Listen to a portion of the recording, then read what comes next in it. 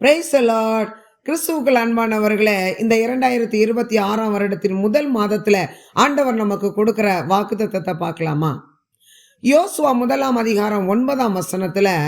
நான் உனக்கு கட்டளையிடவில்லையா? பலம் கொண்ட திடமனதாயிரு, திகையாதே, கலங்காதே, நீ போகும் இடமெல்லாம் உன் தேவனாகிய கர்த்தர் உன்னோட இருக்கிறார் என்றார் என்று சொல்லி நாம் பார்க்கிறோம். இது ஆண்டவர் அன்பா சொல்லல, கடிஞ்சு சொல்லல, கட்டளையா சொல்றாரு. கட்டளைனா என்னது? நீ பயப்படாத, நீ கலங்காத, திடமனதாயிரு, அவ்வளவுதான், நான் சொல்றத நீ கேளு அப்படின்னு அவர் அதிகாரமாய் கட்டளையாய் யோசுவாவுக்கு சொல்றாரு. காரணம் என்ன தெரியுமா?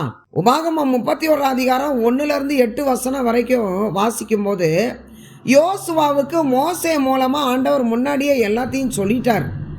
மோசே யோசுவாட்ட பேசும்போது, இந்த யோர்தான் நதியை தாண்டி மோசே நீ போக மாட்ட, கானான் தேசத்துக்குள்ள நீ நுழைய மாட்ட அப்படின்னு ஆண்டவர் என்கிட்ட சொல்லிட்டார் யோசுவா.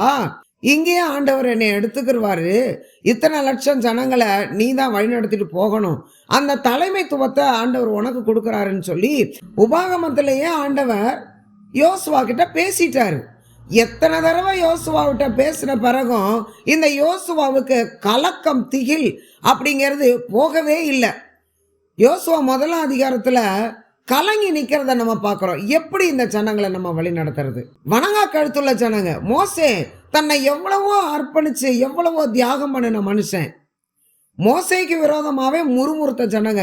நான் எப்படி இவங்களை வழி நடத்த போறேன் அப்படிங்கிற கலக்கம் இந்த யோசுவாவுக்கு இருந்துகிட்டே இருந்துச்சு. அதனால்தான் ஆண்டவர் சொல்றாரு, ஏற்கனவே உனக்கு நான் கட்டளை இட்டிருக்கேன்ல, உனக்கு நான் சொல்லியிருக்கேன்ல, பயப்படாத, அவ்வளவுதான், அதுக்கு மேல நீ எதையும் யோசிக்காத, நான் உன் கூடயே இருக்கிறேன் அப்படின்னு ஆண்டவர் இந்த இடத்துல உறுதியாய் சொல்லுகிறதை நாம் பார்க்கிறோம். இந்த வருடத்துல நுழைஞ்சிருக்கிற நம்மளை பார்த்து ஆண்டவர் சொல்றாரு, நீ எந்த சூழ்நிலையை சந்திச்சாலும் பரவாயில்ல, எப்படிப்பட்ட செய்தியை உன் காதுல கேட்டாலும் பரவாயில்ல, எப்படிப்பட்ட காரியங்களை உன் கண்ணுல பார்த்தாலும் பரவாயில்ல, நீ அதுக்கெல்லாம் பயப்பட வேண்டிய அவசியமே இல்லை. ஏன்னா நான் உன் கூடயே இருக்கிறேன் அப்படிங்கிறத மறந்துடாத அப்படின்னு ஓயாம நமக்கு ஆண்டவர் நினைவுபடுத்துகிறவராயிருக்கிறார், நம்மை பலப்படுத்தி தேற்றுகிறவராயிருக்கிறார்.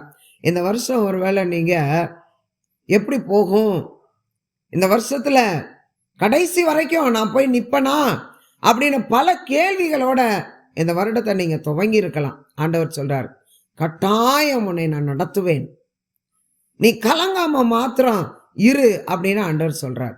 உபாகமம் 31:6 நீ அவர்களுக்கு பயப்படாதே, பலம் கொண்டு திடமனதா இரு அப்படின்னு சொல்றார். அப்படின்னா என்ன அர்த்தம்?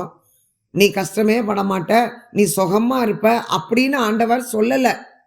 அவர்களுக்கு பயப்படாதே அப்படின்னா என்ன அர்த்தம்? சந்திக்க வேண்டியது நிறைய காரியம் இருக்குது, நீ கேள்விப்பட வேண்டிய மோசமான சம்பவங்கள்லாம் எவ்வளவோ இருக்குது, வந்துகிட்டு இருக்குது. அதன் நடுவில உன்னை தேற்றுகிற உன் ஆண்டவராகிய கர்த்தர் நான் உன்னோடு கூட இருக்கிறேன் அப்படின்னு தான் ஆண்டவர் சொல்றாரு. பிரியமானவர்களே, எதுக்குமே கலங்காதீங்க, பலப்படுத்துகிற கர்த்தர் நம்மை பலப்படுத்தி கொண்டு நம்மோடு கூட இருக்கிறார். ஏசாயா 37:6 அசீரியா ராஜா தூஷிச்சதை குறித்து நீ பயப்படாத அப்படின்னு ஏசாயா சொல்றதை நம்ம பார்க்கிறோம். தூஷணம் என்னது? நீ உருப்படவே மாட்ட, நீ நல்லா இருப்பியா அப்படின்னு சொல்லி அவன் வழங்குவானா? இப்படியெல்லாம் சொல்லி பேசுகிற வார்த்தை தான் தூஷணமான வார்த்தை.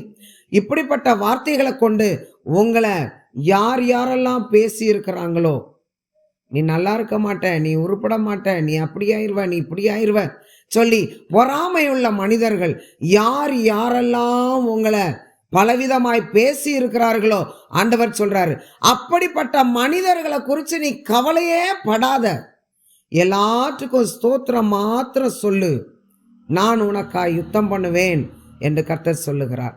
ஆனபடினால ஆண்டவருக்கு நம்ம நன்றி சொல்லுவோம்.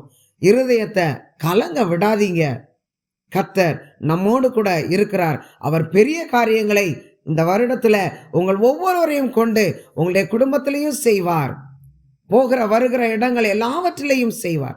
கர்த்தர் தாமே நம் ஒவ்வொருவரையும் அளவில்லாமல் ஆசீர்வதிப்பார். ஆமென்.